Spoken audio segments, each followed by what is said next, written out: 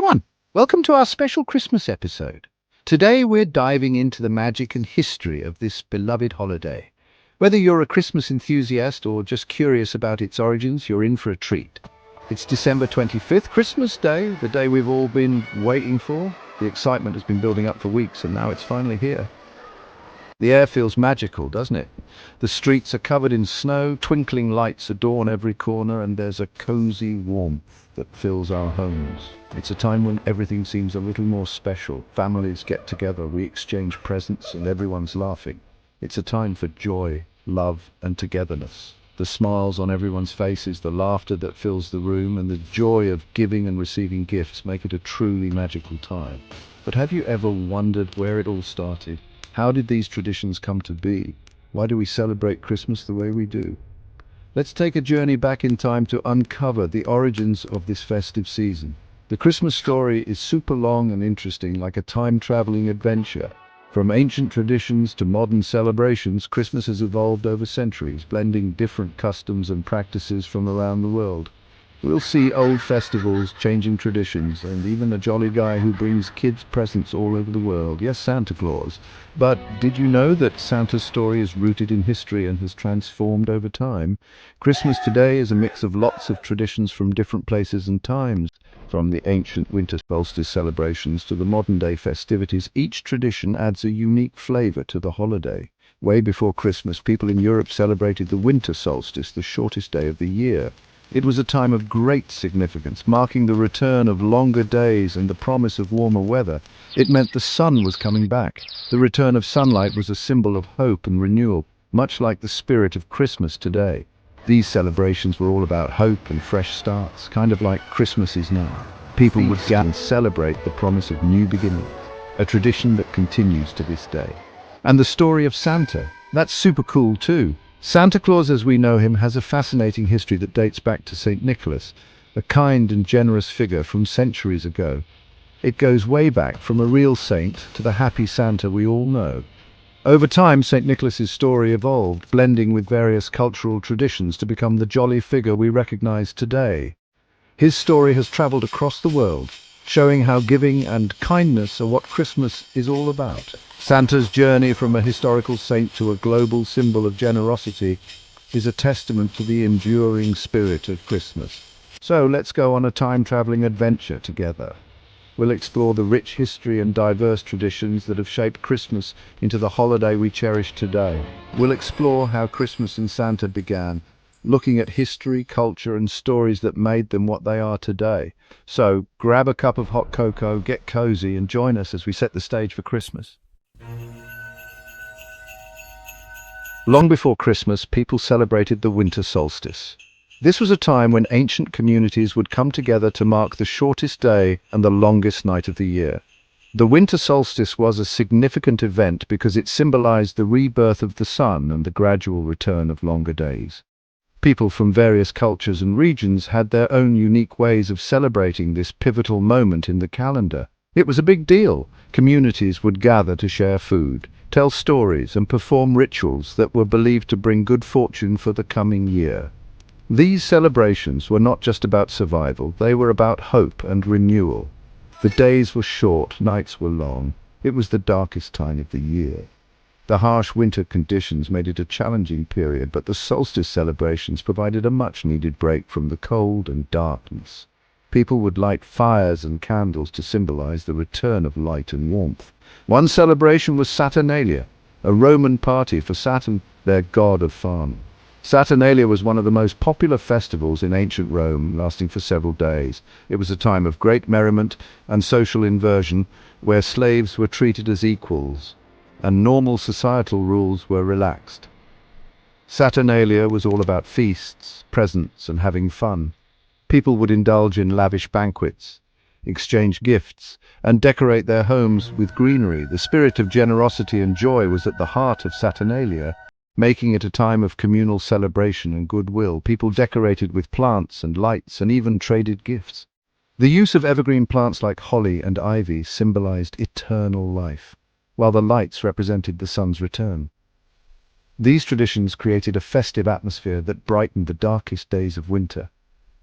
Up north in Europe, another festival happened at the same time, Yule. Yule was celebrated by the Germanic peoples and was deeply rooted in their mythology and customs. It was a time to honor the gods and spirits, particularly Odin, the chief of the gods.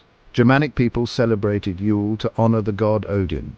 Odin was believed to lead the wild hunt, a ghostly procession through the sky during this time. People would leave offerings of food and drink for Odin and his spectral hunters, hoping to gain their favor and protection. They would feast for 12 days and burn a big log for warmth and good luck. The Yule log was a central part of the celebration, symbolizing the sun's return and the promise of longer days ahead. Each spark from the burning log was believed to represent a new pig or calf to be born in the coming year. Saturnalia and Yule, these old festivals, were a lot like Christmas. Many of the customs and traditions from these ancient celebrations have found their way into modern Christmas festivities. The emphasis on feasting, gift-giving, and decorating with greenery are just a few examples of how these ancient practices have endured. They celebrated light, life, and the sun coming back. The return of the sun was a powerful symbol of hope and renewal, and these themes are still central to Christmas today. The use of lights, whether in the form of candles or electric bulbs, continues to be a way of celebrating the triumph of light over darkness. When Christianity started, it wanted to include these traditions. The early church recognized the importance of these festivals to the people and sought to incorporate the Christian calendar. By doing so, they hoped to make the new religion more appealing and accessible. So, the early church decided to celebrate Jesus' birth on December 25th, the same time as those other festivals.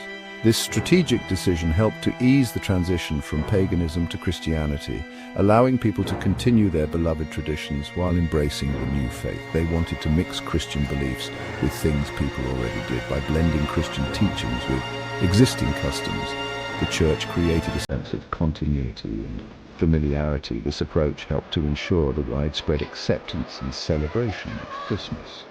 This was a really important moment for Christmas.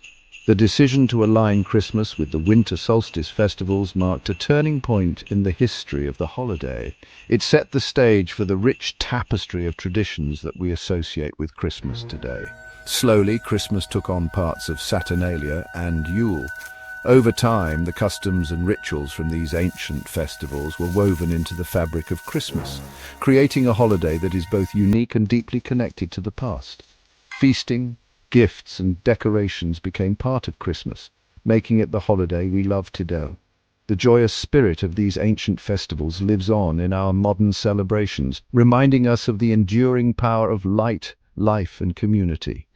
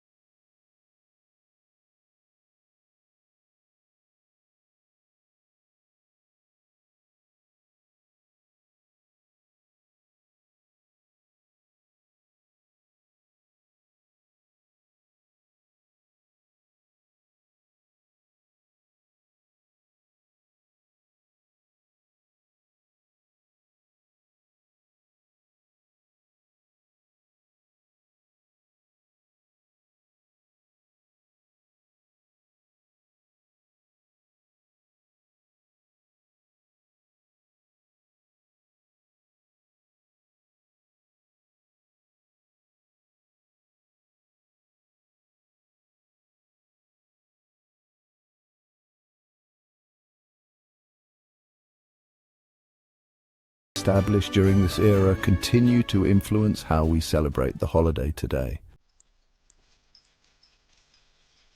The Christmas tree is a big part of Christmas.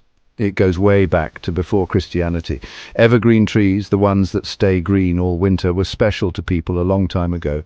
They meant hope, life, and that spring was coming. Decorating trees probably started in Germany a long time ago.